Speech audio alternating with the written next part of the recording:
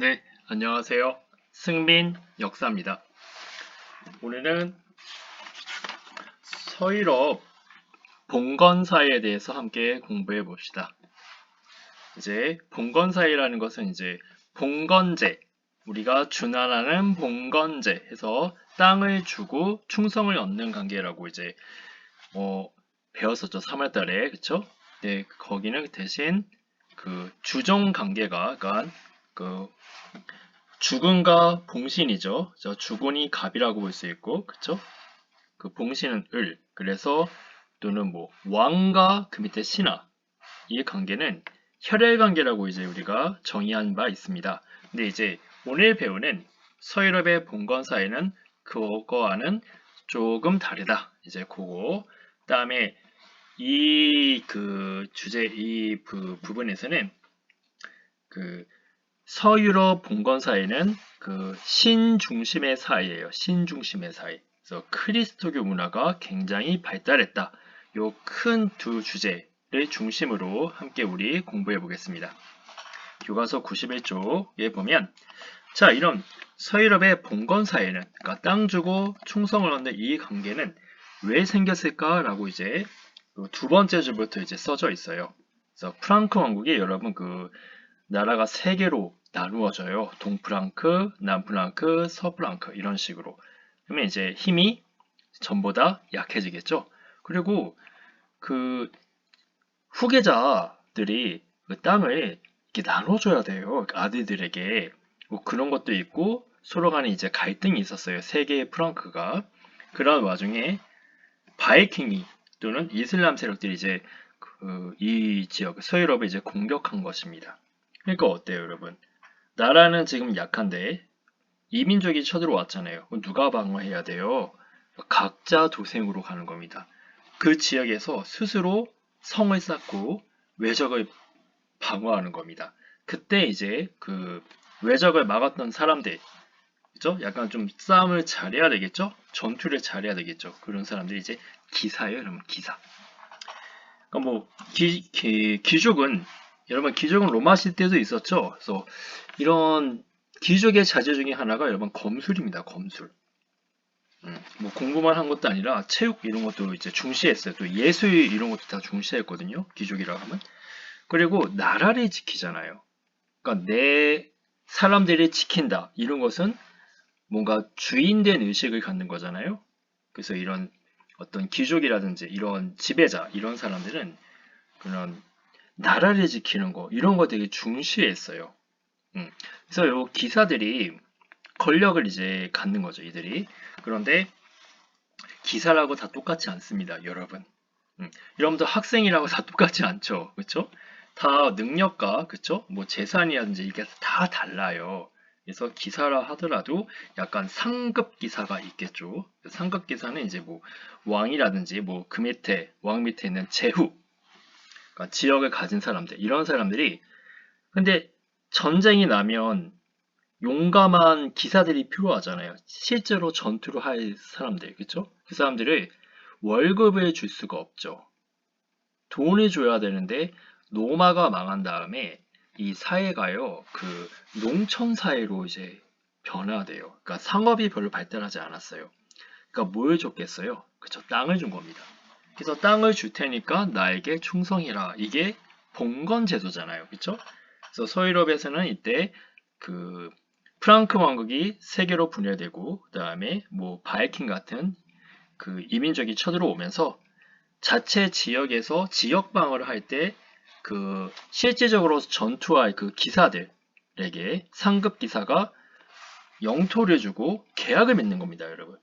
이게 아까 중국의 주나라랑 다른 점이에요. 중국 주나라는 혈혈 관계죠. 주종 관계가 그렇죠? 주종 관계라는 것은 주인과 그다음에 종속되는 거, 신하죠. 즉 그 제후, 왕 이런 사람들이 이제 상급 기사, 그러니까 이들이 그 주인이고 그다음에 종, 따르는 사람들 이런 사람들이 들의 관계를 주종 관계라 하는데 이 주종 관계에서 땅을 주는데 대신 의무를 해라.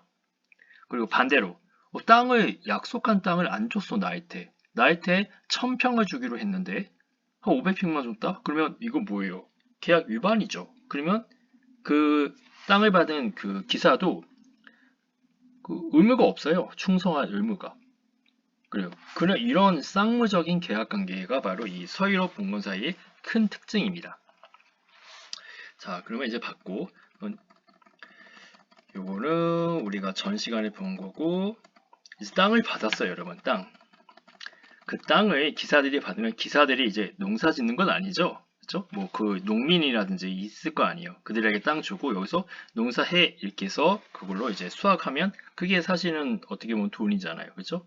돈이라는 게 지금처럼 그 뭐 화폐라든지 뭐 가상화폐 뭐 이런 게 아니라 실물화폐였죠. 그러니까 쌀, 옷 이런 것이 실제로 이제 화폐 역할을 했었던 때입니다. 그런데 생각해보면 지방에서 그 땅을 얻어서 농사를 했는데 이 농민들이 자유롭게 돌아다니면 어떨 것 같아요? 그렇죠. 농사가 제대로 안 되겠죠. 그래서 이 농민들을 조금 가둬둡니다.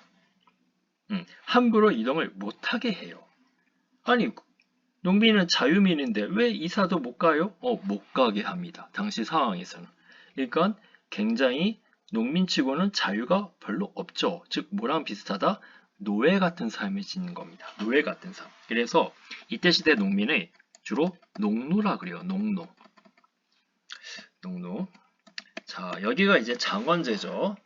장원제에서는 땅을 가진 사람을 영주라고 합니다. 영주. 영주는 보시다시피 여기 성에 살아요. 성. 성에 살고 그다음에 여기 이게 그 땅이 있죠? 이 땅이 있고 여기서 농노가 일을 해. 그러면 이 땅에 근데 여러분 농노는요 자기 땅이 있어요, 여러분. 그런데 얘네가 자기 땅만 농사 짓는 게 아니라 의무적으로 영주의 땅도 일주일에 3일, 그러니까 반은 영주 땅에서 일해야 돼요. 아휴, 쉬는 날이 있었을까요? 기록에 의하면 쉬는 날이 없습니다. 농사만 짓는 게 아니라 여기 보면 가축도 길러야 되죠. 그쵸? 그리고 농사를 지어서 거기서 세금을 영주에게 내야 되는데 영주가 어휴 나 닭이 먹고 싶은데? 그러면 어떻게 해요? 자기가 기르던 닭도 바쳐야 돼요. 영주에게 밉보이면 그쵸 이 사이에서는 큰일 납니다. 뭔가 자기에게 죄를 뒤집어 씌운 다음에 그죠? 그러니까 엄청난 갑질을 할 수 있는 거잖아요. 또한 이때 농노들이 이제 밀농사를 해가지고 그걸로 이제 그죠? 빵을 만들겠죠? 그러면 이제 방앗간 같은 데 가야 되는데 이 방앗간이요. 영주 겁니다. 술 먹고 싶어요. 포도주 만드는 데 가야겠죠? 누구 거예요? 영주 거예요. 영과 영주는 짭짤합니다. 굉장히 권력도 센데 뭐예요? 경제력도 갑이에요. 그래서 영주가 되고 싶지 않나요, 여러분? 자, 영주의 이 성에 가면 여러분, 그 겨울에 보온이 안 돼요. 여러분, 엄청 춥습니다. 그리고 전쟁 나면 뭐 입어야 되겠어요? 갑옷 입어야 되죠. 갑옷 뭘로 만들었어요? 철로 만들었죠. 그러면 어떻게 될까요? 입기도 힘들고, 그죠? 그래서 겨울에 아마 전쟁하면 큰일 날 겁니다.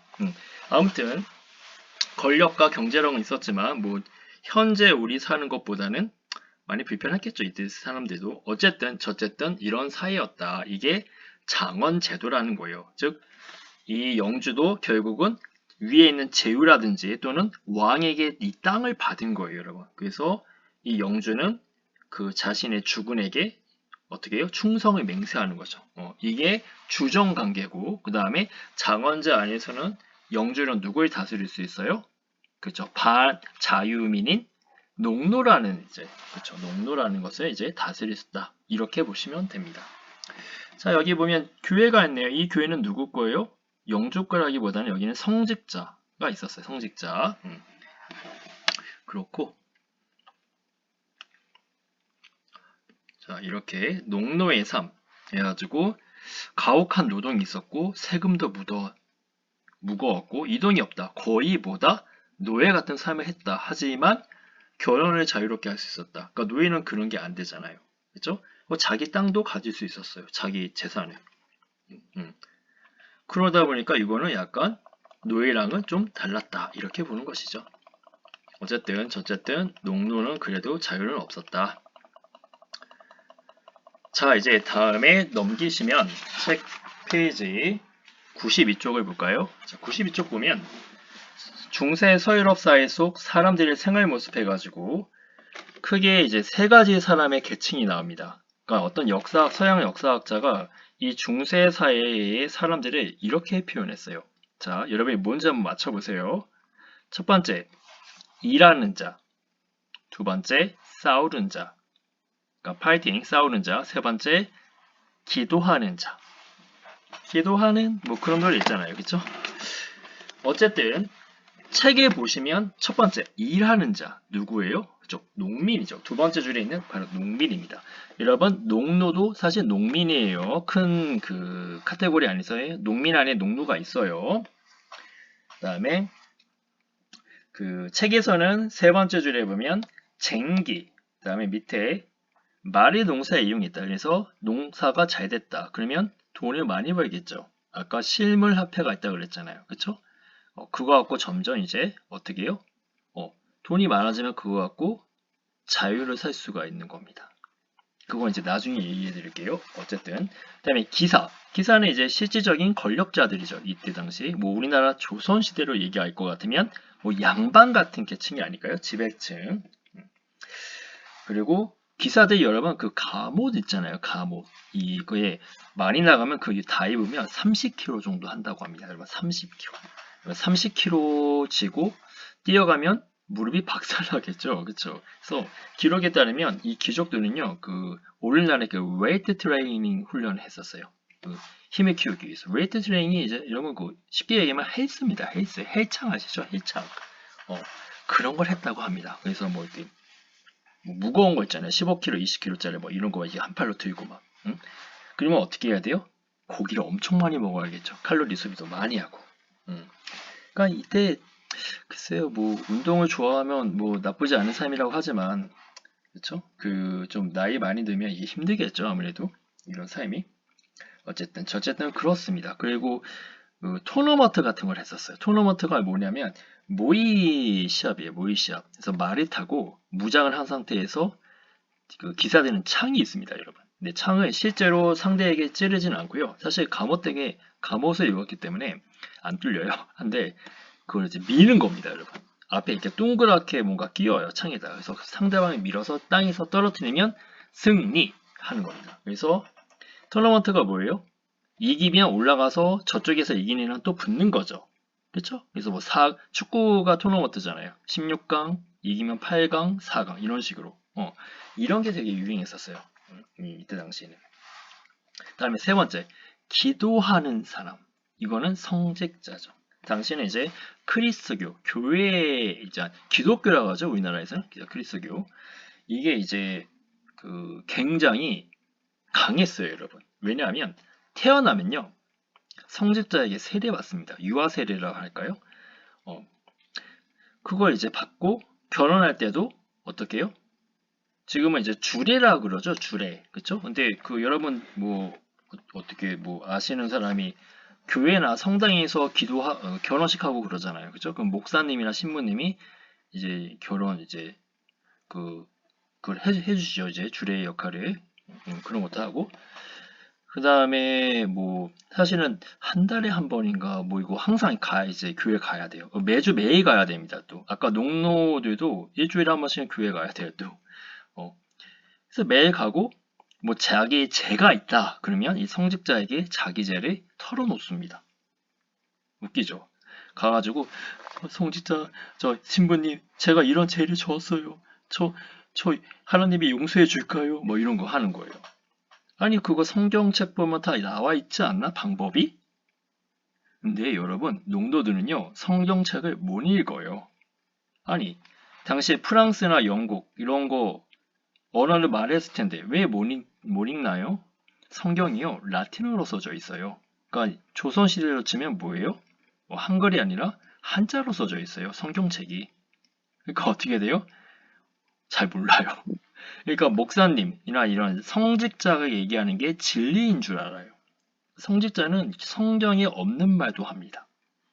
예를 들면 뭐 면죄부 같은 거 이거 이제 나중에 하겠지만 뭐 죄를 사해 준다거나 뭐 그런 것들 하는 거예요. 그렇습니다. 그래서 또 죽으면 어떻게 돼요? 이 성직자가 와서 그쵸? 또 이렇게 그 행사를 또 진행합니다. 뭐 기도하는 거죠. 다 같이 다 이제 천국에 가게 이제 해달라고 뭐 그러겠죠? 그냥 뭐 하나님이 기도를 하면 들어주시니까 그쵸? 어쨌든 뭐 그렇습니다. 이게 그래서 이 사회에서는 그 내가 기독교가 아니다, 무교다 그러면 살아갈 수가 없는 사회예요. 모든 사람이 다 기독교인데 나만 기독교가 아니다? 그럼 그 사람은요 투명인간 취급입니다. 심지어 그 사람에게는 범죄를 해도 아무도 도와주지 않았어요. 무서운 사회죠. 그렇습니다. 또는 악마다.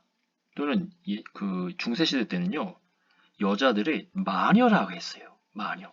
저 여자 마녀다. 그러면 그 여자는 사형당합니다. 마녀는 화형에 처해져요. 화형에. 무서운 사회입니다. 그래서 이때 사회는. 자, 그렇고 뭐 그리고 아까 농로 어디 이사도 못 가잖아요. 그거 다 같이 살아야 되는데. 하여튼 그런 사회였고. 자, 이거는 이제 뒤에 있는 거니까 패스. 여러분 교과서 이제 93쪽에 보시면 자, 그리스도교 중심의 중세 서유럽 문화. 여러분 이때는 중세 시대예요. 여러분 중세 시대. 로마까지가 이제 여러분 고대 사회거든요. 그다음에 프랑크 왕국 거쳐서 그쵸. 지금 이제 서유럽 봉건 사회에 배우고 있잖아요. 여기 이제 중세 사회라고 합니다. 시기적으로는 그래요. 이때는 여러분 딱 이겁니다. 이 시대는 신중심의 사회예요. 우리가 그리스 사회를 인간 중심적이라고 그쵸? 앞서 배웠잖아요.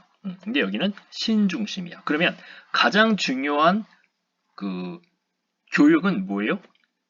신에 대한 겁니다. 그게 신학이에요. 신학을 되게 중시합니다. 우리나라도 신학대학교 있죠? 신학대학교 나오면 목사님이 된다든지, 그렇죠? 뭐 그러면 신부님이 된다든지 뭐 그런 거잖아요. 그러니까 성경을 연구한다든지, 그렇죠? 이런 게 신학이에요. 그래서 당시에 공부를 잘하면요, 신학대학교를 갔어요.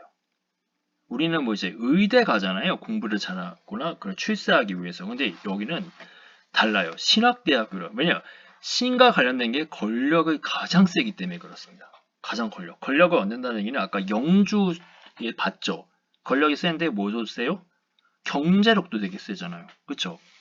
권력과 경제가 함께 갔잖아요. 그러니까 여기서도 신학으로 해가지고 내가 주교가 된다든지 추기경이 된다든지 그러면 엄청난 권력을 갖습니다. 그 얘기는 이제 나중에 보면 되겠고, 자 그러면 이때는 철학이라는 게 나타나요. 철학.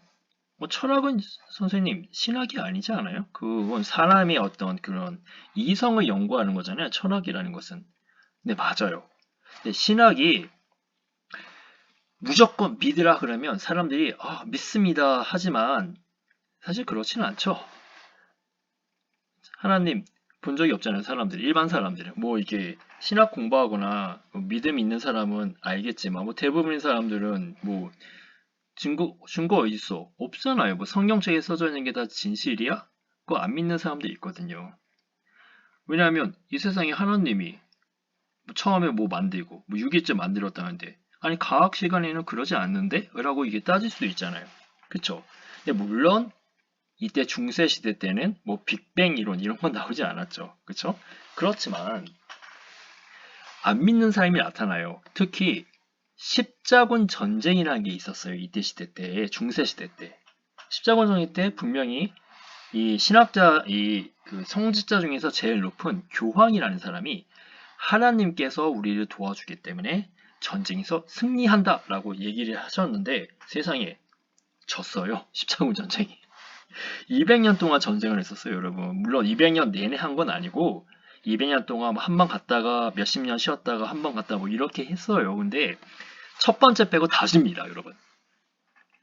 그럼 뭐야 이게? 하나님이 우리 버렸네? 이렇게 되는 거잖아요. 교황 말대로라면. 그러니까 아까 불신하는 거예요. 이 신앙에 대해서. 그래서 이때 신학대학교가 최고의 수제잖아요. 얘네들이 이제 연구를 하는 겁니다. 어떻게 하면 사람들을 설득할 수 있을까 하다가 이슬람 세계하고 접촉하면서 아리스토텔레스 철학을 얻게 돼요. 이슬람은 저번에 얘기했듯이 그 제지법을 가져온 다음에 세상의 모든 책들을 다 번역하라 그랬거든요. 아랍어로. 근데 그런 것들이 나중에 그 스페인 지역에서 이베리아 반도죠. 그 지역에 의해서 십자군 운동이 일어나면서 이슬람을 몰아내요. 그러면서 그 지역에 있는 책들을 다시 가져다가 번역합니다. 그랬더니 그게 고대 그리스 아테네에 있었던 철학인 거예요. 근데 그 철학이 논리학입니다, 여러분. 아리스토텔레스는요, 엄청나게 많은 학문을 일으킨 사람이에요. 그 중에서 그 사람이 뭐 들어본 사람도 있겠지만 삼답 논법 해가지고 논법에 대해 중시한다면 물론 수사학도 있고 뭐 다른 것도 많습니다. 뭐 형이상학이라든지. 그런데 이걸 보니까 우리가 사람들을 납득시키기 위해서 이 아리스토텔레스의 철학을 좀 쓸 필요가 있다라고 본 거예요. 그래서 이 철학과, 그러니까 그리스 철학이죠. 이거와 신학을 합쳤습니다. 왜? 하나님을 더 잘 믿게 하기 위해서. 그러니까 소스를 가져온 거죠. 그 그리스 철학을. 그거를 일명 스콜라 철학이라고 합니다. 스콜라. 스콜라는 이제 라틴어인데 이게 영어로는 스쿨이에요. 그러면 스쿨. 학교 철학이에요. 쉽게 얘기하면. 학교에서 해서 학교. 어쨌든 그 교회에는 그 교회 부속 학교가 있거든요, 여러분. 그러다가 그런 것들이 더 커지면 여러분 대학이 되는 거예요. 대학. 그래서 1000년 전에 이제 유럽에서는 대학이 나타났어요. 12세기 때. 지금이 21세기죠. 그렇죠? 대략 1000년 전에. 그래서 유명한 사람이 교과서에 보면 5번째 줄에 뭐 토마스 아퀴나스가 있어요. 토마스 아퀴나스. 여기 지금 PPT에도 있는데 토마스 아퀴나스라는 사람이 파리 대학교 이제 신학자입니다. 파리 대학이 당시 이제 프랑스가 수도가 파리잖아요. 거기가 유럽에서 가장 넘버원 신학 대학교예요. 그리고 이 토마스 아퀴나스는 좀 사는 집안인데 그리고 외동 아들이에요. 그래서 엄마 아빠가 얘를 잘 키우려고 했겠죠. 그래서 결혼도 시켜야 되잖아요. 그렇죠? 부모 욕심에는. 근데 이 사람이 얘가 아니죠.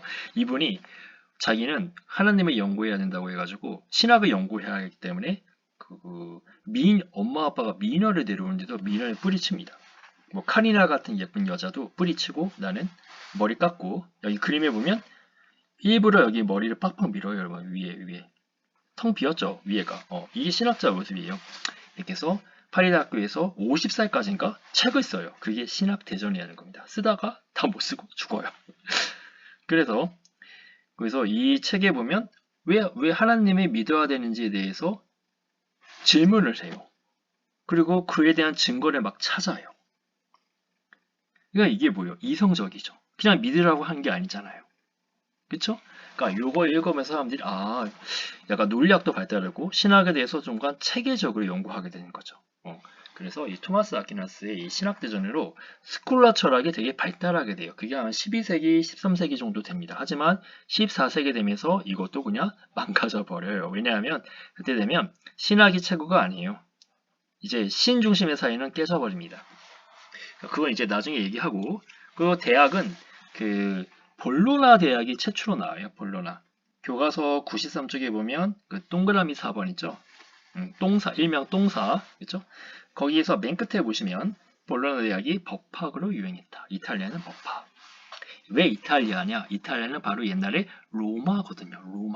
로마에서 가장 유명한 법전이 뭐예요? 유스티니아누스 법전. 기억하시죠? 그 법전을 연구한 데가 볼로나 대학입니다. 이 법전에 있는 내용들이 나중에 왕들이 뭔가 통치를 할 때 신중심 사회였잖아요. 중시시대 때. 이거를 대체할 수 있는 것을 찾다가 발견한 게 바로 로마법입니다. 로마법. 그러니까 이 대학은 아마 잘 됐겠죠. 그리고 대학은요, 특권이 있었어요. 뭐냐면 중세 사회 때는 장원제라 했단 말이에요. 장원제 앞서 설명했었죠. 장원제. 그쵸? 그 영주가 다스리는 지역이잖아요. 딱 봐도 농촌이죠. 그쵸? 근데 대학을 세우려면 여러분 농촌 사회가 아니죠. 여러분도 대학교 딱 보면 쓱 보면 어때요? 건물 있고, 그쵸? 그 사람들 뭐 책도 만들어야 되고 그렇단 말이에요. 그쵸? 그 학생들 식당도 있어야 되고 북적북적 할 겁니다 아마. 그러다 보니까 대학 총장이라는 사람 있죠? 그 사람이 영주가 되는 거예요. 근데 자기 학생들이 농노로 하지 않고 뭐예요? 보호해 줍니다. 그래서 대학생 되면 군대에도 안 가게 해주고 뭐 세금 혜택도 주고 뭐 이런 거예요, 여러분. 근데 그 일례로 이 토마스 아퀴나스인가 이 사람인가 칸트인가 기억이 안 나는데 강의가 진짜 더럽게 재미없었다고 합니다. 진짜 재미가 없어. 사람들이 다 졸아. 이렇게 명성 높고 되게 유명한데.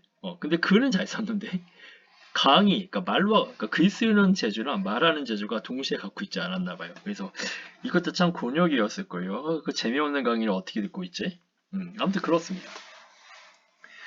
그렇고, 근데 여러분 이제 이제 이 배우는 거는 기왕이면 좀 재밌는 게 좋잖아요. 그렇죠?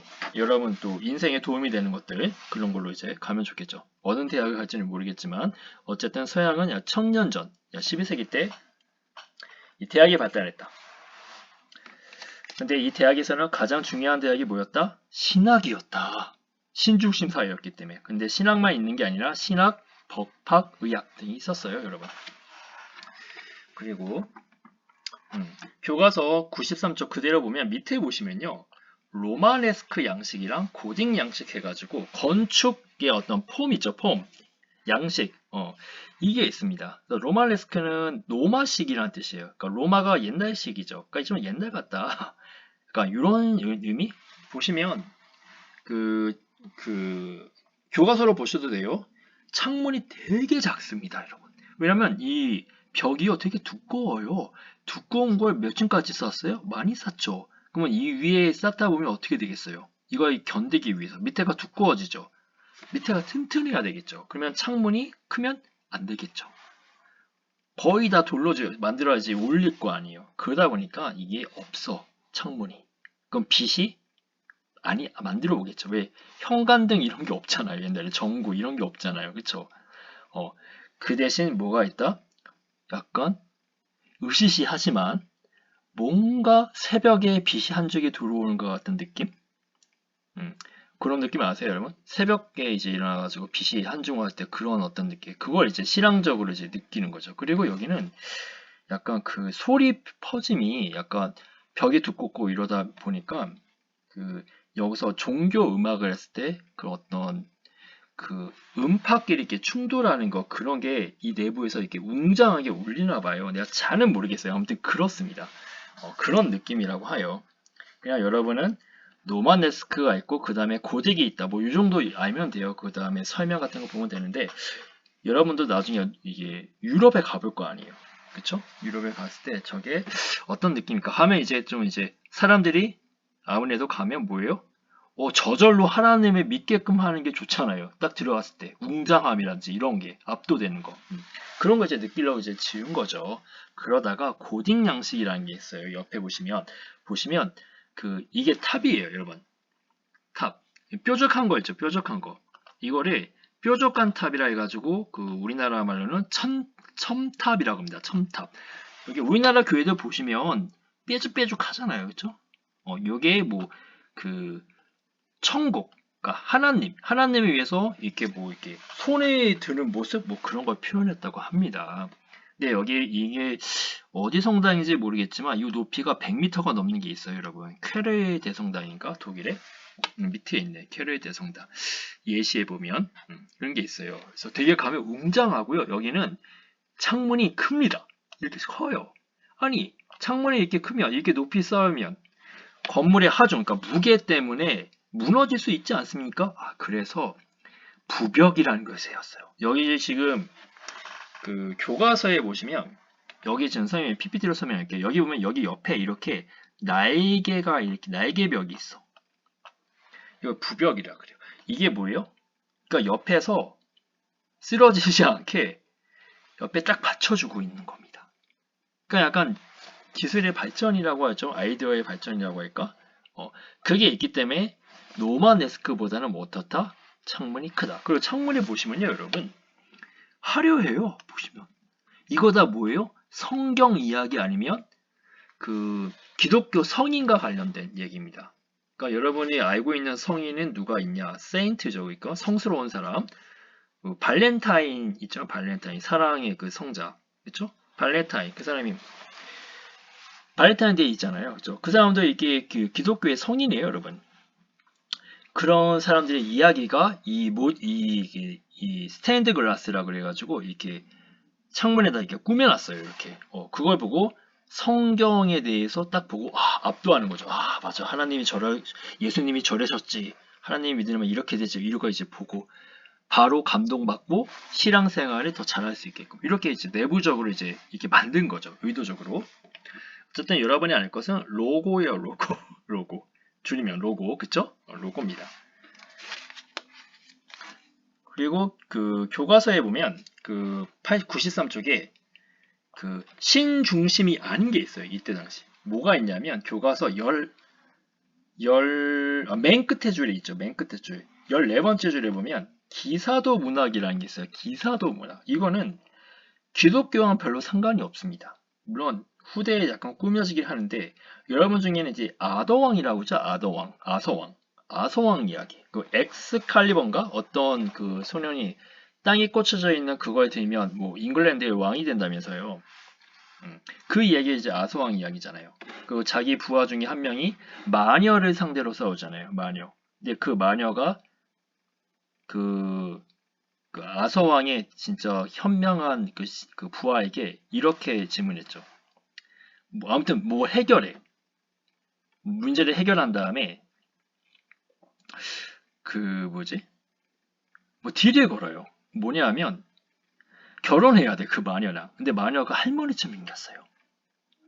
그런데 뭐 밤이 되면 미녀로 변합니다. 마녀니까. 그래요. 그러니까 그렇죠? 그래서 그 문제가 있었는데 아무튼 그 여자들이 가장 갖고 싶은 게 뭐냐 뭐 그런 문제가 있었어요. 그래서 그걸 해결해야 되는데 마녀가 도움을 줬거든요. 그래서 어쨌든 저쨌든 해가지고 마녀는 이 아서왕의 부하에게 좀 빠졌나 봐요. 그래서 나랑 같이 살아야 된다 해갔는데 이제 난감하잖아요. 아니, 밤에는 미녀가 돼서 좋은데 낮에는 마녀랑 살아야 되면 사람들이 뭐라 그랬어요. 마녀는 크리스교 세계에서 있으면 안 되는 사람이잖아요. 마녀 그 아까 죽였잖아요. 화형으로. 그렇죠. 그러면 이렇게 하는 거예요. 그러면 낮에는 내가 미녀로 있을게. 밤에 내가 내 할머니 모습으로 갈게. 이렇게 하는 겁니다. 그러면 이게 뭐야? 자는데 옆에 마녀랑 자야 돼. 여러분이라면 어떻게 하겠습니까? 아무튼 이런 이야기뿐만 아니라 흥미진진한 이야기. 그러니까 기사들의 얘기죠. 한마디로. 아서왕이 상급 기사잖아요. 결국은. 그렇죠? 이런 기사들 이야기를 쓴 게 기사도 문학이에요. 롤랑의 노래는 이제 전에 샤르마르라에서 카를로스 대제에 설명했을 때 카를로스의 부하예요. 그거 이제 노래하는 작품으로 삼은 거고 그렇습니다. 자, 그러면 여기까지 하겠습니다. 네, 수고했습니다.